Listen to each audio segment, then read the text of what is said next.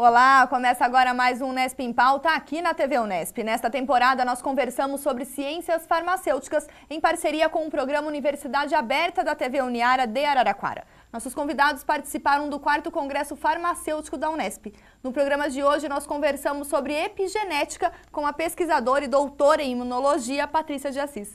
Patrícia, é um prazer recebê-la em nosso programa. Obrigada pelo convite. Patrícia, primeiramente, para que a gente possa esclarecer o tema da nossa conversa, o que vem a ser a epigenética? Bom, epigenética é um conjunto de modificações responsáveis por regular a expressão de genes, porém sem alterar o conteúdo genético do material, do DNA, sem alterar a sequência do nosso material genético. E como isso tem sido aplicado, Patrícia? Bom, como a regulação epigenética não altera a própria sequência de DNA, e são mecanismos que fazem com que os genes sejam expressos ou silenciados, tem se tornado uma ferramenta interessante como busca de novo alvo terapêutico, principalmente tratamento de câncer. Uma vez que você consiga, silenciar determinados genes que estão sendo superexpressos durante o câncer, ou ativar genes que estão suprimidos durante o câncer, você tem aí uma via de tratamento muito interessante para trabalhar. E aí nessa nova via de tratamento, o que seria o facilitador para esse tratamento?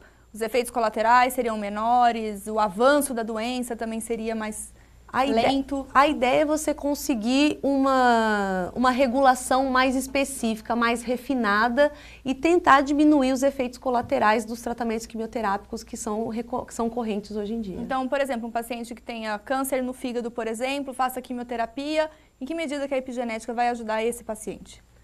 Diminuindo os efeitos colaterais do tratamento e provavelmente melhorando a resposta, inclusive, dos tratamentos que já existem. A resposta imunológica dele? Ou não, Não, a própria resposta ao tratamento contra o câncer mesmo. Ao tratamento convencional, como nós estamos acostumados. Exatamente. E dentro da perspectiva, você acabou um doutorado recentemente na área de imunologia, Como que a imunologia ela vem contribuindo, além da epigenética, para esses tratamentos, para essas doenças? Bom, na realidade, o meu trabalho com imunologia e epigenética já parte para uma outra área. Nós estamos buscando entender melhor mecanismos de inflamação regulados por epigenética e procurando os alvos terapêuticos interessantes em inflamação, como, por exemplo, doenças crônicas inflamatórias intestinais, como síndrome de Crohn, por exemplo, ou até para doenças autoimunes. Eu trouxe a informação sobre o câncer porque atualmente são as vias de tratamento através de terapia epigenética que são disponíveis. Mas na imunologia a gente está começando ainda a explorar quais são os alvos que podem ser abordados através de terapia epigenética, mas a gente ainda está só começando. Então, nesse foco do seu trabalho, para tratar outras doenças, como que isso foi realizado? Bom, nós detectamos uma molécula muito específica que é importante para a diferenciação de um tipo muito especial de células T, que é uma célula do sistema imune. E essa célula chamada TH17, ela está envolvida em uma série de processos inflamatórios, como por exemplo em doenças autoimunes ou até mesmo em doença de Crohn. Nós identificamos uma molécula que é uma reguladora de mecanismos epigenéticos e essa molécula é extremamente importante para uma diferenciação, para uma proliferação dessas células TH17. Agora que a gente caracterizou essa via epigenética de regulação, a gente está abrindo caminho para uma nova abordagem para descoberta e desenvolvimento de inibidores dessa molécula que, se todo o percurso correr certo, vai ser uma molécula específica que a gente está ainda abrindo caminho nesse sentido, Uma molécula do corpo humano? É uma molécula nossa que a gente possa inibir e assim prevenir essa proliferação dessa célula numa condição patológica. No caso dessas doenças autoimunes ou outras doenças também que possam vir a ser pesquisadas, estudadas e essa molécula vir a ser aplicada. Exatamente, isso mesmo. E isso é um facilitador para o tratamento no futuro. Então, por exemplo, a partir da pesquisa de vocês, como isso pode ter uma aplicabilidade social? Definitivamente. Ao invés de você suprimir, deletar completamente essa população celular, porque ela é importante para outros processos também. Ela também é uma célula protetora na infecção contra fungos, por exemplo. Então ela não pode ser retirada do organismo, por exemplo. Exatamente. Você não vai fazer um tratamento que vai deletar completamente essa população celular. Mas você pode direcionar um tratamento que reduza essa proliferação descontrolada através de um alvo certo, tá? Então, o nosso alvo, que é um regulador de mecanismo epigenético, tem mostrado um grande potencial nesse sentido. Você também trabalhou com a tuberculose? Foi durante o doutorado, meu doutorado mesmo, né, foi realizado em Ribeirão com tuberculose. Na Universidade de São Paulo, a USP de Ribeirão? Exato, com Mycobacterium tuberculosis. Nesse trabalho é totalmente diferente, porque a epigenética foi um contato especial durante um estágio sanduíche na Universidade de Michigan, mas o meu doutorado mesmo foi realizado com Mycobacterium tuberculosis, no qual eu estudava fatores de virulência. E eu estudei um fator de virulência chamado fosfolipase C, e o objetivo do trabalho era demonstrar a importância desse fator de virulência para a própria patogenicidade da micobactéria, né? O quanto esse fator de virulência pode ser um alvo para inibição, um alvo terapêutico para o tratamento da tuberculose.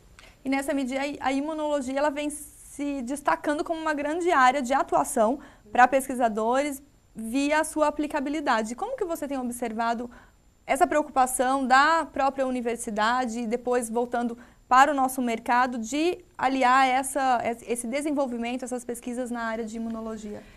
Bom, a gente tem evoluído muito nos últimos anos, a imunologia tem saído um pouco da pesquisa básica, né, porque sempre foi o grande forte aqui nas universidades, pelo menos na área de imunologia, a pesquisa básica sempre foi um carro-chefe. No entanto, nós temos uma série de projetos sendo incentivados pelo governo federal, pelo CNPq inclusive, como por exemplo os projetos INCT, para desenvolvimento de vacinas, como exemplo, o desenvolvimento de vacinas contra a malária na Fiocruz de Belo Horizonte, já houve o INCT para desenvolvimento de vacina contra a dengue, e esses projetos têm focado muito mais numa aplicabilidade da imunologia, né, para usar todo esse background que a gente tem da pesquisa básica e tentar aplicar um pouco mais e trazer mais para o cotidiano a realidade. O que investiga essa pesquisa básica na área de imunologia?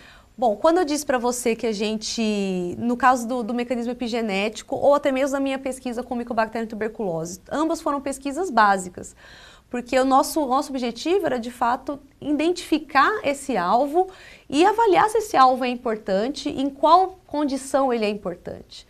A gente não chegou no ponto de conseguir inibir, desenvolver uma molécula inibidora para esse alvo, mas a gente reconhece, a gente estuda essa molécula, sabe toda a importância dela, todo o papel dela em determinada patogênese, para que ela possa ser bem caracterizada, e uma vez que ela é bem caracterizada, aí sim ela vai poder ser um alvo para uma pesquisa mais aplicada de desenvolvimento de uma molécula inibidora ou uma molécula ativadora em outras situações. E os nossos laboratórios, você citou que há muito incentivo de órgãos de fomento, por exemplo, o CNPq, sim, o nosso Conselho Nacional de Desenvolvimento Científico. Isso.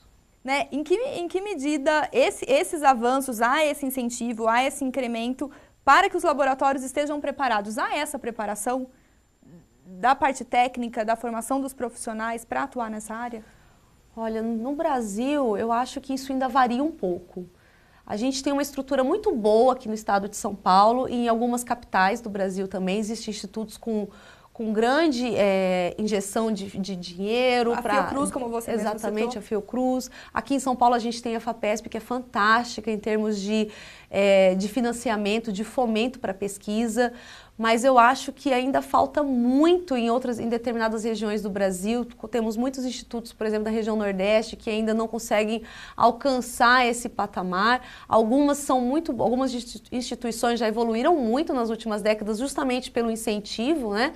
Mas eu acho que ainda falta muito para a gente conseguir homogeneizar o nível da pesquisa no Brasil, para que todo mundo tenha acesso ao desenvolvimento, acesso à pesquisa de qualidade, para que esses alunos que estão emergindo da graduação possam se sentir motivados em trabalhar com pesquisa aqui no Brasil e onde quer que eles estejam, que a gente não centralize tanto a pesquisa como tem sido, por exemplo, aqui no estado de São Paulo e em algumas poucas capitais também. Você citou o seu doutorado sanduíche, né, nos Estados Unidos. Exato. E como que é possível traçar um paralelo entre o que é desenvolvido lá com as nossas expertises nessa área?